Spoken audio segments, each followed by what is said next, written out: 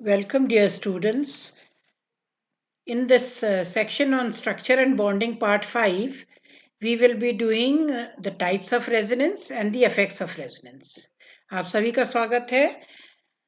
Structure and bonding जब हम पढ़ रहे हैं, हमने हाइब्रिडाइजेशन के विषय में पढ़ा, उसके बाद हमने रेजोनेंस के विषय में एक शुरुआत करी कि रेजोनेंस होता क्या है और किन कंडीशंस में रेजोनेंस होता है और कैसे पता लगा कि रेजोनेंस जो है वो पाया जाता है। तो इसमें हम पढ़ेंगे रेजोनेंस के टाइप्स और इसके इफेक्ट्स क्या होते हैं केमिकल प्रॉपर्टीज में।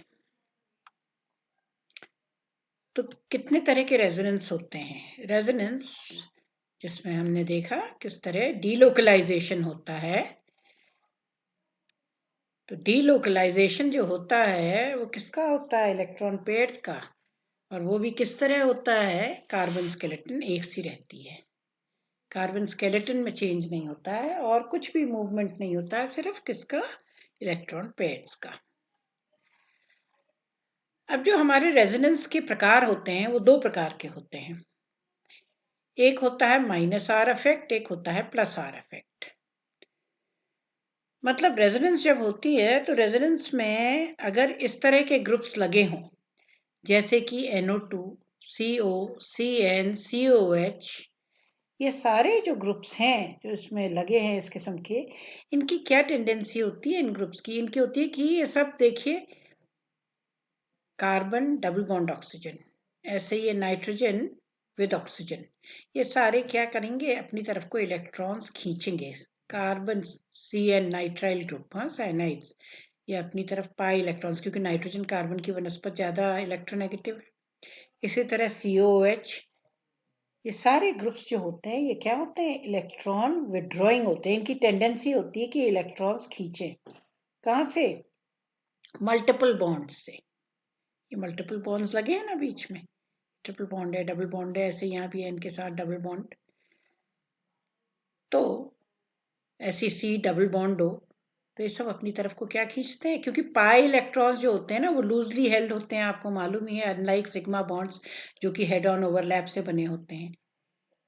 तो इसीलिए ये कार्बन से अपनी तरफ को इलेक्ट्रॉन खींचेंगे, यानी कि अपनी तरफ को इलेक्ट्रॉन खींचेंगे तो क्या इफेक्ट कहेंगे हम? इलेक्ट्रॉन विड्रॉइंग या माइनस आर, ऐसा इफेक्ट होता है और उसकी वजह से रेजोनेंस होती है। तो CH3CH डबल बॉन्ड CHCHO, ये है हमारा कंपाउंड। अब इसमें क्या है? CHO, C के साथ डबल बॉन्ड O, कार्बन की वनस्पत ऑक्सीजन बहुत ही ज्यादा इलेक्ट्रोनेगेटिव है, ये पाई इलेक्ट्रॉन्स हैं। तो इलेक्ट्रोनेगेटिव होने की वजह से ये अपनी तरफ को इलेक्ट्रॉन्स खींचेगा। सिग्मा तो हेड ऑन ओवरलैप से बने होते हैं, तो ये कौन से खींचेगा? जो इजिली मूव हो जाते हैं, यानी कि पाई इलेक्ट्रॉन्स जो लूज होते हैं। तो इसने अपनी तरफ को इलेक्ट्रॉन्स खींचने लगता है ये, तो क्या होगा? कार्बन की जो है वैलेंसी वो कम हो जाती है। तो ये बगल में लगे हुए कार्बन डबल बॉन्ड कार्बन से अपनी तरफ को इलेक्ट्रॉन्स खींचता है, तो इसने अपनी तरफ को इलेक्ट्रॉन्स खींचे ये वाले कार्बन में। तो स्थिति जो पैदा होती है वो कुछ इस तरह होती है कि ये जो पाई इलेक्ट्रॉन्स है ये चले गए ऑक्सीजन पे, डीलोकलाइज, हाँ, यहाँ चले गए इस कार्बन में, इसलिए इलेक्ट्रॉन्स की कमी हो गई। क्योंकि 1 2 3 4 जो था अब वो रह गया, कम हो गया ना, यहाँ डबल बॉन्ड था। तो अब ये क्या करेगा? अब तो 3 ही बॉन्ड रहेगा इस पे, एक ये यहाँ को खिंच गया, यहाँ पे ये कार्बन, एक कार्बन कार्बन के साथ है, एक कार्बन ऑक्सीजन के साथ है, दो एक कार्बन हाइड्रोजन के साथ है। तो ये अपना ये वाला इस कार्बन से इलेक्ट्रॉन खींचेगा। इस कार्बन में क्या लगे हैं? यहाँ ये पाई इलेक्ट्रॉन्स हैं, तो वो खिंच के यहाँ आ गए, तो बन गया कार्बन डबल बॉन्ड कार्बन। अब यहाँ से ये खिंच गए इलेक्ट्रॉन्स, तो इस कार्बन में जो है 3 ही रह गए इसके बॉन्ड्स, तो इसमें कैसा चार्ज आ जाएगा? पॉजिटिव, हमने पढ़ रखा है ना। इसी तरह तो होता है रेजोनेंस में। तो अब क्या होगा? देखिए इस और इस कार्बन वैलेंसी सेटिस्फाइड, 1 2 तीसरा हाइड्रोजन से, चौथा ये कार्बन कार्बन बॉन्ड से। चारों वैलेंसी सेटिस्फाइड। ऐसे ही इस कार्बन की भी चारों वैलेंसी सेटिस्फाइड। ये ऑक्सीजन सिंगल बॉन्ड है, पर इसने इलेक्ट्रॉन पेयर के यहाँ खींच लिया है, तो इस पे नेगेटिव चार्ज, और इस पे एक इलेक्ट्रॉन यहाँ क्योंकि वैलेंसी इसकी कम हो गई ना, 1 2 3 4 की जगह, तो अब क्या हो गया, इसके ऊपर पॉजिटिव चार्ज, क्योंकि इलेक्ट्रॉन्स की कमी है। As a result of this ये क्या आ जाता है, इसमें डाइपोल आ गया। दो पोल्स हो गए ना, एक नेगेटिव और एक पॉजिटिव। तो ये ऐसे जो हमारे ग्रुप्स लगे होते हैं, इलेक्ट्रोनेगेटिव ग्रुप्स जो लगे होते हैं इस किस्म के, वो मल्टीपल बॉन्ड से अपनी तरफ क्या करते हैं, इलेक्ट्रॉन्स खींचते हैं। तो CO ग्रुप है, ये CO, ये यहाँ बगल में लगा है मल्टीपल बॉन्ड, इससे इधर को इलेक्ट्रॉन खींचेगा। क्यों खींचेगा, क्योंकि इसमें लगा हुआ ऑक्सीजन यहाँ अपनी तरफ इलेक्ट्रॉन खींचेगा। अगर कहीं CN लगा हो तो नाइट्रोजन अपनी तरफ खींचेगा। तो कार्बन के बगल में अगर यहाँ मल्टीपल बॉन्ड लगा होगा, वो पाई इलेक्ट्रॉन्स वो इधर, क्योंकि ये इलेक्ट्रॉन इधर चले जाएंगे तो वो बगल में लगे हुए इलेक्ट्रॉन्स को खींचेगा। तो ये स्थिति यहाँ है। वहीं पे दूसरी तरफ ऐसा रेजोनेंस भी होता है, इस कारण से होता है कि जहां इलेक्ट्रॉन्स देने की क्षमता होती है जिन ग्रुप्स में, वो कौन से हमारे ग्रुप्स होंगे, वो ऐसे ग्रुप्स होंगे जिनके ऊपर लोन पेयर ऑफ इलेक्ट्रॉन्स है। ये इस किस्म के groups OR OH NR2 NHR NH2, ये सारे जो हैं ये इजिली इलेक्ट्रॉन्स दे सकते हैं। और इनमें भी इलेक्ट्रॉन्स देने की वजह से अब ये अगर लगे हुए हों तो क्या होगा। अब यह देखिए, ये मल्टीपल बॉन्ड है, यहाँ लगे हुए हैं फिर से मल्टीपल बॉन्ड के साथ, मतलब कार्बन डबल बॉन्ड कार्बन के साथ। अब ये नाइट्रोजन के पास क्षमता है इलेक्ट्रॉन्स देने की, तो ये इलेक्ट्रॉन्स इधर देगा, क्योंकि लोन पेयर है ये। नाइट्रोजन ने इधर दे दिया, नाइट्रोजन की वैलेंसी जो है 2 की जगह 3 हो गई है, सॉरी 3 की जगह 4 हो गई है। अब 1 2 3 4, क्योंकि अपने इलेक्ट्रॉन्स दे दिए तो इस पे कैसा चार्ज आ जाएगा, पॉजिटिव। अब इस कार्बन की वैलेंसी तो सेटिस्फाई हो गई, ये मिलने से इलेक्ट्रॉन्स यहाँ से। As a result of this ये इलेक्ट्रॉन पेयर अब यहाँ शिफ्ट हो जाएगा। तो यहाँ शिफ्ट हो गया तो इस कार्बन पे आ गया कैसा चार्ज, नेगेटिव। नाइट्रोजन पे आ गया पॉजिटिव, फिर से डाइपोल डेवलप हो गया, दो एंड्स, दो पोल, एक पॉजिटिव पोल एक नेगेटिव पोल। पर ये डाइपोल कैसे डेवलप हुआ है, ये इस तरह हुआ है कि इसमें कार्बन डबल बॉन्ड कार्बन के साथ जो ग्रुप लगा हुआ था उसकी क्षमता थी इलेक्ट्रॉन देने की। वो इस तरह का था जिसमें लोन पेयर ऑफ इलेक्ट्रॉन्स हो, चाहे वो नाइट्रोजन के ऊपर हो चाहे वो ऑक्सीजन के ऊपर हो, जो कि इलेक्ट्रॉन्स ऐसे दे सकते हैं। लोन पेयर ऑफ इलेक्ट्रॉन्स है, हाँ बॉन्ड पेयर नहीं है, लोन पेयर है। तो इसका मतलब रेजोनेंस कैसा हो गया, -R, जब कार्बन डबल बॉन्ड कार्बन के साथ ऐसे ग्रुप लगे हुए हों जो कि इलेक्ट्रॉन्स अपनी तरफ खींचते हों, +R जब कार्बन डबल बॉन्ड कार्बन के साथ ऐसे ग्रुप लगे हुए हैं जो कि इलेक्ट्रॉन्स देते हों। So -R and +R effect, electron releasing effect या electron withdrawing effect. Mesomeric effect एक किस्म से इसको मीजोमेरिक इफेक्ट भी कह सकते हैं। अब देखिए रेजोनेंस का क्या असर पड़ता है, दोनों पे पड़ता है, केमिकल प्रॉपर्टीज फिजिकल प्रॉपर्टीज पे। फिजिकल तो मोर और लेस हमने एविडेंसेस में देख लिया कि कैसे पता लगा हमको कि रेजोनेंस हुआ है। हमने देखा ना बेंजीन में bonds, carbon double bond carbon और कार्बन सिंगल बॉन्ड कार्बन, दो किस्म के बॉन्ड लेंथ आने चाहिए लेकिन एक ही मिला। क्यों, क्योंकि जो एक क्षण डबल बॉन्ड है वो दूसरे क्षण सिंगल बॉन्ड में चेंज हो जाता है।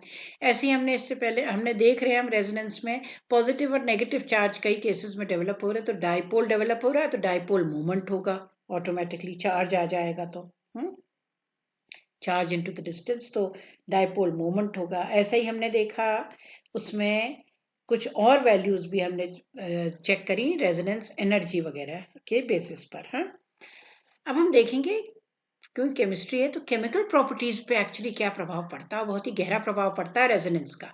तो देखिए कुछ एक हम देखते हैं, जैसे कि फिनॉल।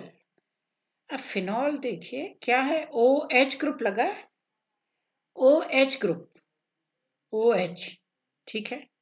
एसिडिक ग्रुप तो है नहीं ना, ROH अल्कोहल्स आपने पढ़ रखे हैं इससे पहले। ऐसी फिनॉल्स भी जो है उसमें फीन प्लस OH ऑल फिनॉल। अब हम कहते हैं कि फिनॉल जो है वो एसिडिक होता है नेचर में। अल्कोहल्स तो नहीं होते हैं लेकिन फिनॉल होता है। यही कारण से NaOH में डिजोल्व भी हो जाता है। ये एसिडिक है, वो बेस है, उसमें डिजोल्व हो जाएगा। क्या कारण है, क्यों होता है एसिडिक? एसिडिक इसलिए होता है, आप देखिए ये है फिनॉल OH। एसिडिक मतलब क्या हुआ, ऑक्सीजन इलेक्ट्रोनेगेटिव है, इसने अपनी तरफ को इलेक्ट्रॉन्स खींचे। जब ये खींचे इलेक्ट्रॉन्स तो हाइड्रोजन कैसे निकल गया, H पॉजिटिव के फॉर्म में। यही हुआ एसिडिक कैरेक्टर। जब किसी भी कंपाउंड, कोई कंपाउंड H पॉजिटिव दे देता है हाइड्रोजन आयंस, तो वो एसिडिक होता है नेचर में, हम कहते हैं। तो आप देखिए ये दे दिया, तो अब ये क्या बन गया, phenoxide ion, O negative, phenoxide ion. अब हम देखें फिनॉल के अलग अलग, ये क्या है, रेजोनेंस स्टेबलाइज स्ट्रक्चर। ये है फिनॉल, ये देखिए यहां है इसका डबल बॉन्ड, एक यहां बेंजीन रिंग। अब यहां है, तो अगर ये वाला इधर शिफ्ट हो जाए तो उस केस में ये बॉन्ड कहाँ आ जाएगा, इधर आ जाएगा। तो ये दूसरा वाला बन गया स्ट्रक्चर बेंजीन रिंग का। एक क्षण डबल बॉन्ड यहाँ है, दूसरे क्षण ये डबल बॉन्ड इधर आ गया, यहाँ से डिलोकलाइज होकर इधर आ गया। तो ये वाला इधर आ गया, इधर शिफ्ट हो गया, और ये वाला इधर आ गया। एक तो ये है रेजोनेंस स्टेबलाइज स्ट्रक्चर। दूसरा क्या है, देखिए ये जो ऑक्सीजन इस पे लगा है, बताया ना आपको ऑक्सीजन में इलेक्ट्रॉन्स देने की क्षमता होती है। लोन पेयर ऑफ इलेक्ट्रॉन्स जो हैं, जो बॉन्डिंग में पार्टिसिपेट नहीं करते हैं, तो ये रिंग ने अपनी तरफ को यहाँ इलेक्ट्रॉन्स खींचे, तो ये इधर चला गया, ये पाई इलेक्ट्रॉन्स कार्बन पे। क्यों? क्योंकि ये इलेक्ट्रॉन्स इधर आ गए, तो ये ऑक्सीजन के इलेक्ट्रॉन्स इधर आ गए, तो ये कार्बन की टेट्रावैलेंसी 1 2 3 4 सेटिस्फाई हो गई। तो यहाँ पे लगा हुआ बॉन्ड कहाँ जाएगा, इधर आ जाएगा। अब देखिए क्या हो जाएगा, ऑक्सीजन में इसलिए कैसा चार्ज आ गया इसने, क्योंकि अपने lone pair of electrons they दिए, इसकी वैलेंसी 2 से बढ़ के ये 3, तो पॉजिटिव चार्ज तो होती है ना ऑक्सीजन की वैलेंसी। और यहाँ जहाँ ये इलेक्ट्रॉन पेयर चला गया डिलोकलाइज होके, यहाँ नेगेटिव चार्ज। अब ऐसा भी हो सकता है ये यहाँ गया, अब ये इधर चले जाए, यहाँ शिफ्ट, तो ये वाला इधर चले जाएगा, यानी कि ये अगला रेजोनेंस स्टेबलाइज स्ट्रक्चर। अब ये वाला जो है वो फिर इधर चला गया, और ये इलेक्ट्रॉन पेयर इधर चला गया। कौन सी पोजीशन में, इधर। यानी कि दोनों ये ऑर्थो पोजीशन में, ये एक ऑर्थो है, ये एक ऑर्थो है, नेगेटिव चार्ज या फिर पैरा पोजीशन में। अब आप देखेंगे, जैसा मैं पहले इससे कह रही थी, कि आप कहीं भी नहीं रख सकते हैं। अगर आप ये देखिए नेगेटिव चार्ज जो डिलोकलाइज है यहाँ रखे ना, यहाँ ये OH के सापेक्ष क्या है, मेटा पोजीशन। तो आप डबल बॉन्ड यहाँ भी नहीं बना सकते हैं, यहाँ भी नहीं बना सकते हैं। आप केवल यहाँ बना पाएंगे, अब आप यहाँ भी नहीं बना सकते हैं। तो इतने सारे कार्बन जो है वो इलेक्ट्रॉन डेफिशिएंट रह जाएंगे। तो इसलिए आप यहाँ डिलोकलाइज होके इलेक्ट्रॉन पेयर नहीं आता, क्योंकि उसमें ऐसा होता है कार्बन की वैलेंसी पूरी होनी चाहिए, पूरी नहीं हो तो नेगेटिव चार्ज या पॉजिटिव चार्ज। अब यहाँ तो बहुत सारी जगह कार्बन जो है इलेक्ट्रॉन डेफिशिएंट हो रह जाएगा अगर मेटा में रखें इसको। तो देखिए डीलोकलाइज होकर इलेक्ट्रॉन पेयर कहाँ आते हैं, ऑर्थो पोजीशन में, या ये यहाँ आ जाते हैं पैरा पोजीशन में। ये तो हो गए फिनॉल के resonance stabilise structure, resonance show कर रहा है delocalisation of these electrons. Now phenolate, अब इसके बाद फिनॉक्साइड आयन जो बनती है हमारा, फिनॉक्साइड आयन। अब उसके देखिए रेजोनेंस स्टेबलाइज स्ट्रक्चर कैसे बनते हैं, इसी तरह बनते हैं। एक तो इस तरह बेंजीन रिंग का, कि एक समय डबल बॉन्ड यहाँ है, फिर डबल बॉन्ड यहाँ आ गया है, इधर आ गया, तो ये वाला डबल बॉन्ड इधर आ गया, तो ये वाला इधर आ गया या यहाँ चला गया। दूसरा इसके अलावा ऑक्सीजन में ये लोन पेयर इधर आ गया, इधर, तो यहाँ वाला बॉन्ड फिर चला गया ऑर्थो पोजिशन में। ये दो ऑर्थो पोजिशन में जा सकता है, यहाँ या यहाँ, या फिर ये पैरा पोजिशन में। इस तरह फिनॉक्साइड आयन जो है उसका भी, फिनॉक्साइड आयन का भी जो है रेजोनेंस स्टेबलाइजेशन हो जाता है। अब दोनों में ही रेजोनेंस स्टेबलाइज स्ट्रक्चर बराबर है, 1 2 3 4 5, यहाँ भी 5 है, 1 2 3 4 5।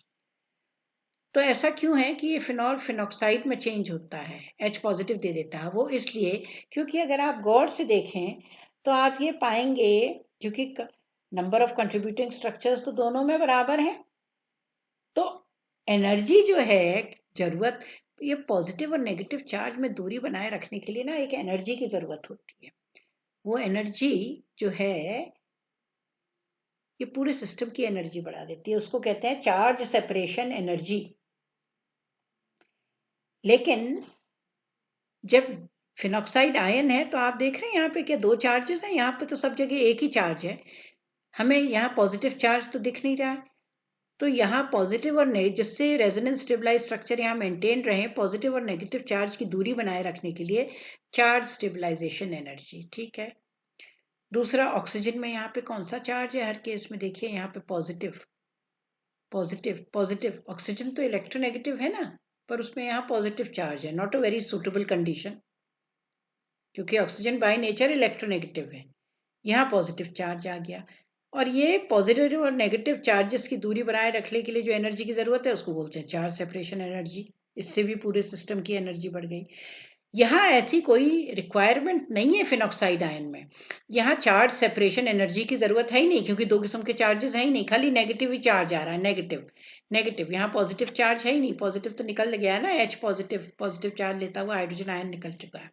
तो पहले तो यहाँ चार्ज सेपरेशन एनर्जी की जरूरत नहीं है, तो इस सिस्टम की एनर्जी फिनॉक्साइड आयन की इससे कम होती है, फिनॉल से। दूसरे, यहाँ आप देखेंगे कहीं भी ऑक्सीजन के ऊपर पॉजिटिव चार्ज नहीं है, जो कि जहां चार्ज है वहां क्या है, नेगेटिव है। ऑक्सीजन तो इलेक्ट्रोनेगेटिव होता है, तो उसमें नेगेटिव चार्ज तो is a suitable condition, but a positive charge in oxygen is not a suitable condition.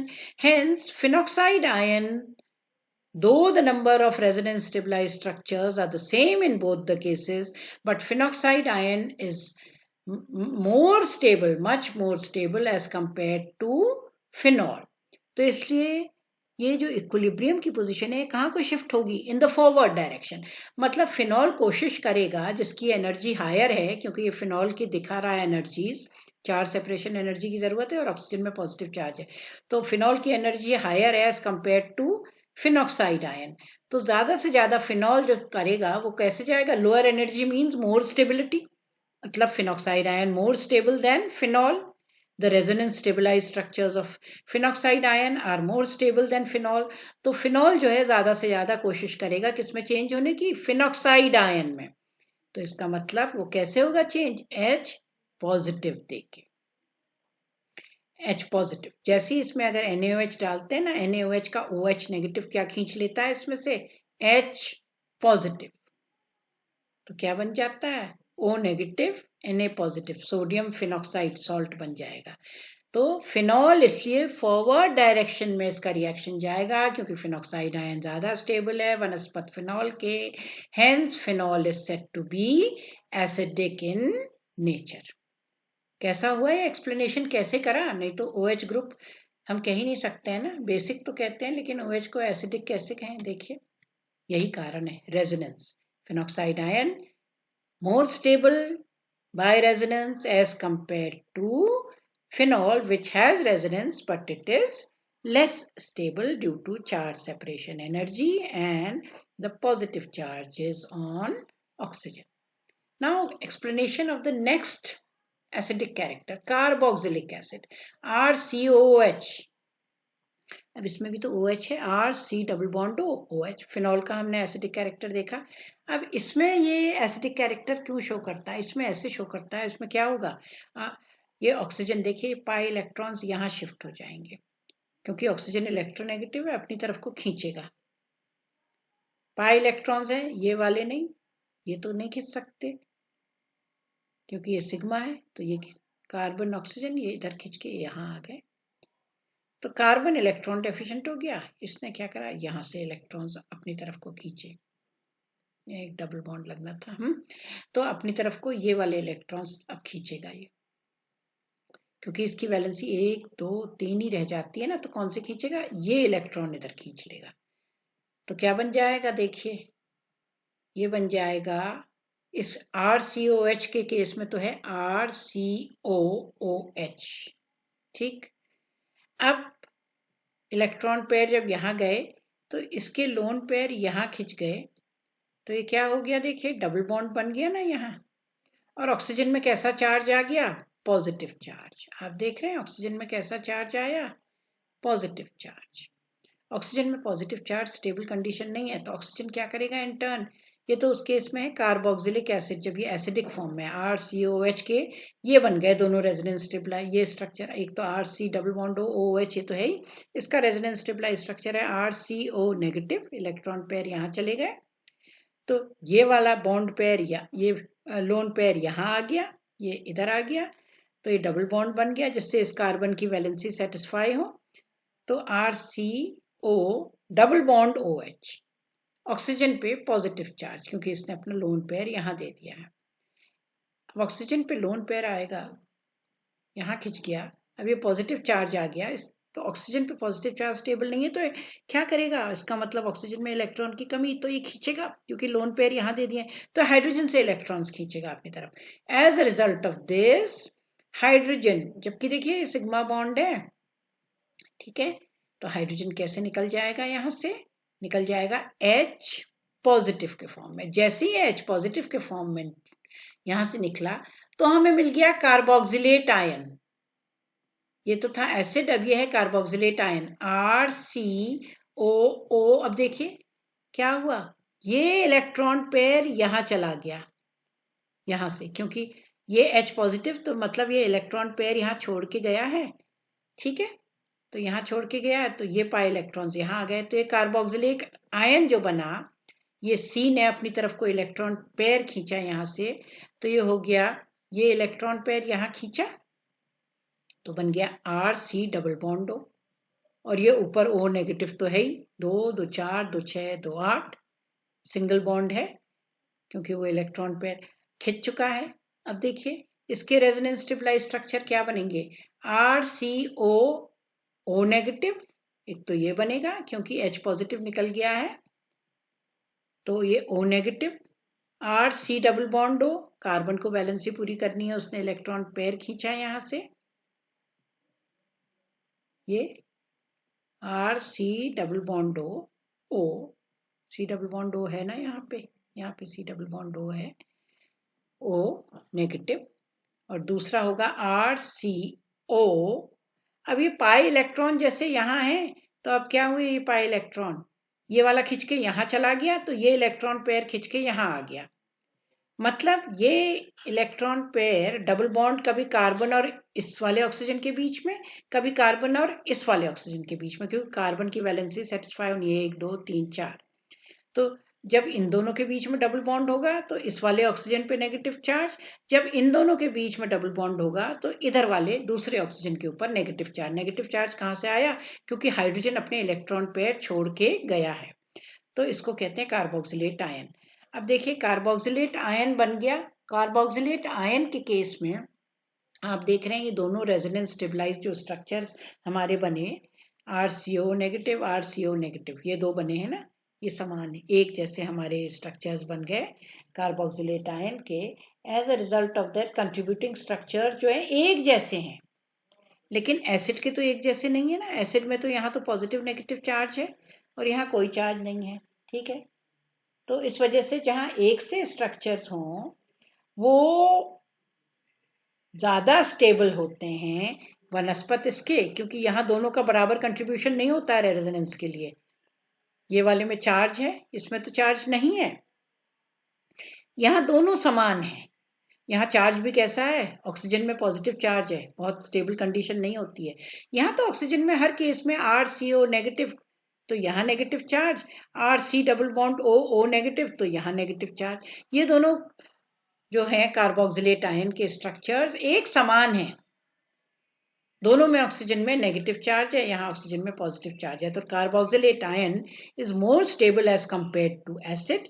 As a result of that RCOH ज्यादा से ज्यादा किस में चेंज होगा, फॉरवर्ड डायरेक्शन में, into carboxylate ion. This explains the acidic character of R carboxylic acid. अब देखिए हम इसलिए कंपेयर कर रहे हैं क्योंकि देखिए कार्बोक्सिलिक एसिड है या इनऑर्गेनिक एसिड नहीं है, HCl H2SO4, उस केस में तो बॉन्डिंग ही फर्क होती है इलेक्ट्रोवैलेंट, यहाँ तो कोवैलेंट बॉन्डिंग है ना। कोवैलेंट बॉन्डिंग होते हुए भी H पॉजिटिव आयंस कैसे निकल गए, ये हम समझ रहे हैं किससे, रेजोनेंस के द्वारा। अब देखिए बेसिक ऐसी इफेक्ट हम रेजोनेंस का देखें तो बेसिक स्ट्रेंथ में भी पड़ता है जैसे एसिडिक में पड़ता है। कैसे पड़ता है बेसिक स्ट्रेंथ में, CH3CONH2 ये है एसिड अमाइड, CH3COOH एसिड होता है, OH की जगह यहाँ आ गया NH2, तो क्या हो गया एसिड की अमाइड, एसिड अमाइड।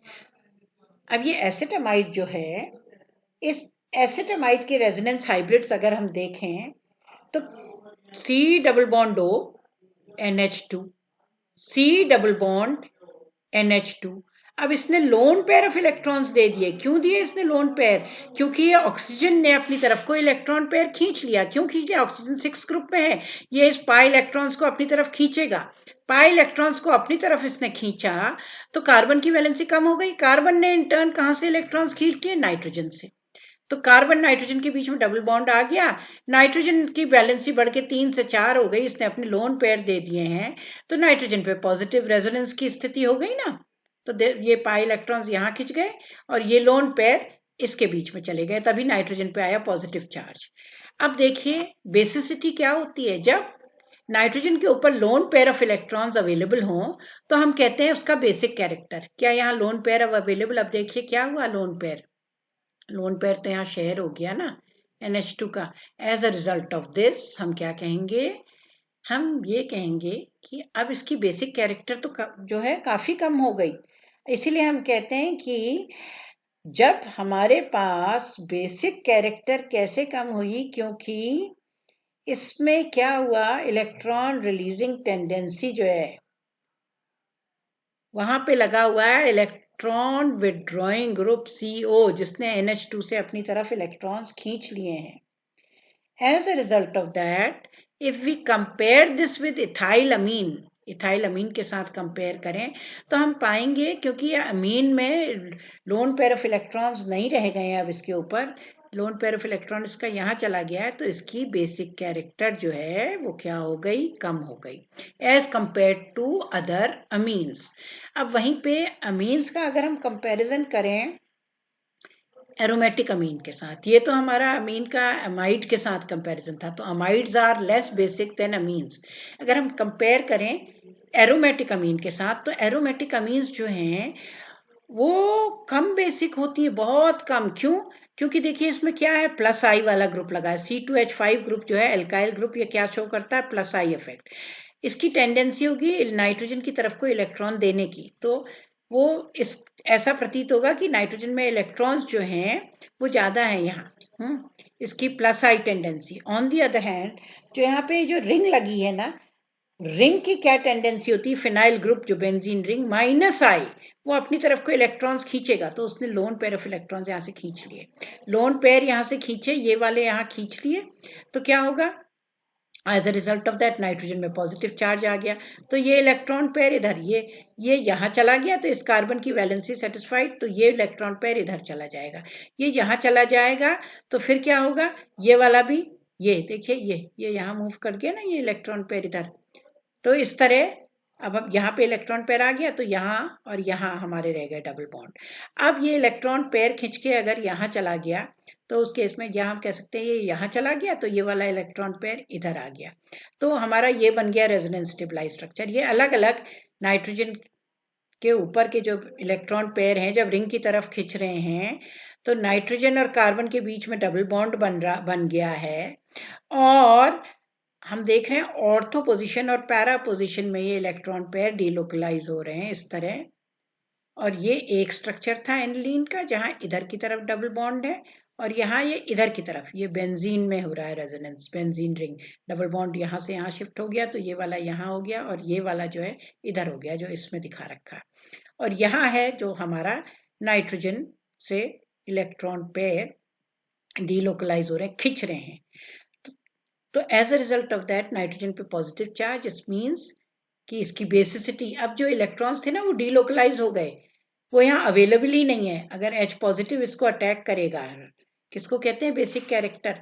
जब कोई ये लोन पेयर अपने इलेक्ट्रॉन्स दे दे किसी को, ऐसे एटम को जिसको इलेक्ट्रॉन्स की आवश्यकता, मान लीजिए हमने इसमें डाला H positive acid, H positive यहाँ आएगा इस इलेक्ट्रॉन पेयर के साथ क्या बना लेगा, NH2 की जगह NH3 पॉजिटिव।